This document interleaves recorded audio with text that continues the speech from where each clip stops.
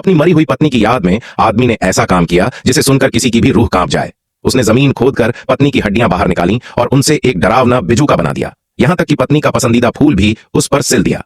लेकिन उसे क्या पता था कि वही बिजूका अचानक सांस लेने लगेगा। जैसे ही आदमी ने यह देखा, उसके हाथ से कप गिरकर जमीन पर टूट गया। और इससे भी ज्यादा खौफनाक बात तब हुई जब बिजूका खुद झुककर कप उठाता है और आदमी को वापस थमा देता है। शुरुआत में आदमी खुशी से पागल हो गया। उसे लगा उसकी पत्नी की आत्मा बिजूके में वापस आ गई है, क्योंकि वो उसे छोड़कर नहीं जाना चाहती थी। लेकिन जल्द ही उसे एहसास हो गया कि मामला कुछ और ही है।